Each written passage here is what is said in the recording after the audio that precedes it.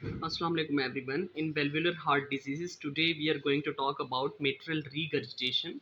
It is incomplete closing of the mitral valve or incompetent mitral valve which causes the backward flow of blood from left ventricle into the left atrium.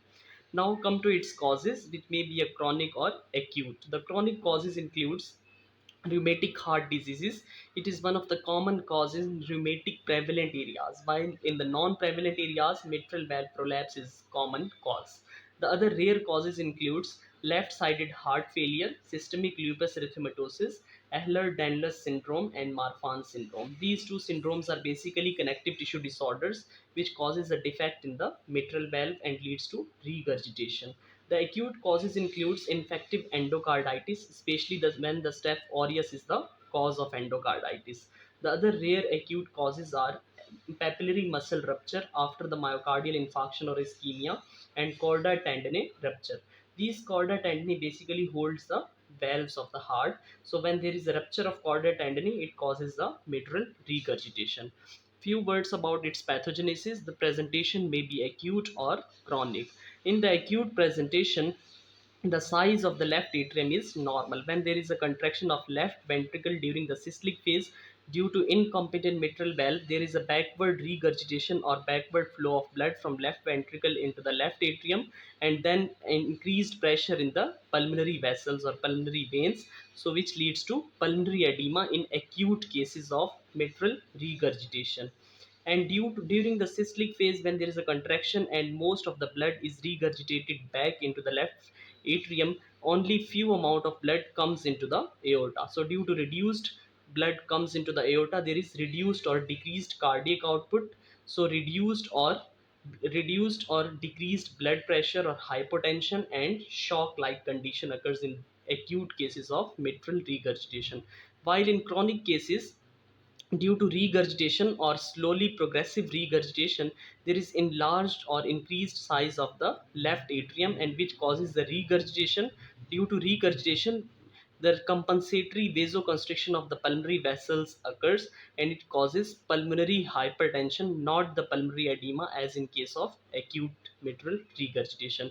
In chronic mitral regurgitation, the pulmonary hypertension develops. So this is the chronic presentation of mitral regurgitation. Now come to its clinical features, which includes the breathlessness or shortness of breath, which is due to the pulmonary congestion or pulmonary edema, and fatigue due to reduced cardiac output. Edema and ascites because of the pulmonary hypertension may ends up with the right-sided heart failure in very severe cases of regurgitation. So edema and ascites, that is fluid accumulation within the peritoneum, occurs in these cases, and this palpitation is due to the atrial fibrillation. When there is chronic mitral regurgitation, there is enlarged size of the left atrium. Due to enlarged or overfilling of the left atrium, atrial fibrillation atrial fibrillation occurs in chronic cases of mitral regurgitation because of enlarged size of the left atrium. So the other features includes, especially the signs includes the atrial fibrillation. This atrial fibrillation is because of the enlarged left atrium and displaced apex beat because of the cardiomegaly.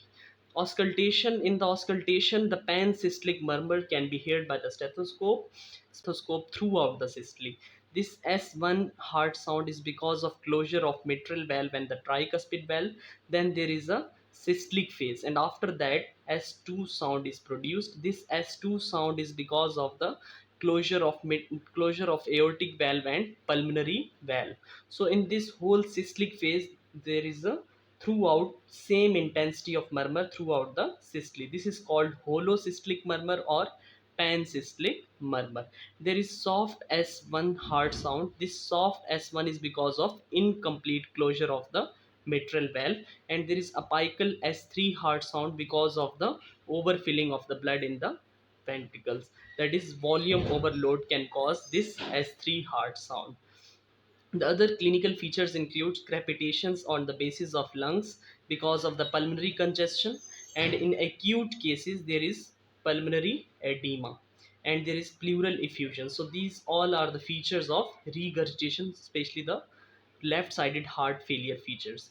And the right ventricular heave, raised jugular venous pressure, and edema is because of right-sided heart failure. So these are the features of right-sided heart failure in very severe cases because of the pulmonary hypertension. Now come to its investigations. The investigation includes ECG, which is non-specific. It shows the left atrial hypertrophy, and because of left atrial hypertrophy or enlargement, there is atrial fibrillation. So these two features can be appreciated in the ECG. The chest X-ray shows the cardiomegaly and pulmonary edema in acute cases, and there is a pulmonary congestion in the chronic cases. And echo is the best investigation or the investigation of choice in mitral regurgitation, which shows the structural abnormalities of the valve and enlarged left atrium and the ventricle. Especially the Doppler echo detects and quantify the regurgitation. The alternative investigation is cardiac catheterization. It is used when the coronary artery disease is associated with the mitral regurgitation and there is pulmonary hypertension. It is used to assess the severity of the mitral regurgitation. Now come to last but not least, the management of the mitral regurgitation. In mild to moderate cases of the mitral regurgitation, patient should be given diuretics or ACE inhibitors or angiotensin receptor blockers, because all these drugs reduces the afterload and reduces the intensity of the murmur. So these drugs can be given in mild to moderate cases, especially when the mitral regurgitation is associated with systemic hypertension. And digoxin should be given to the patients of atrial fibrillation, because it is a positive inotropic drug. In the atrial fibrillation, there is more electrical activity, but there is very less physical or mechanical activity. So in order to increase the mechanical activity, digoxin should be given to these patients. It is a positive inotropic agent. And anticoagulants should be given as a prophylaxis for atrial fibrillation, because in atrial fibrillation there is less physical activity, so these patients are more prone to develop the thrombi and emboli. So anticoagulants like heparin and warfarin should be given to these patients in mild to moderate cases of mitral regurgitation.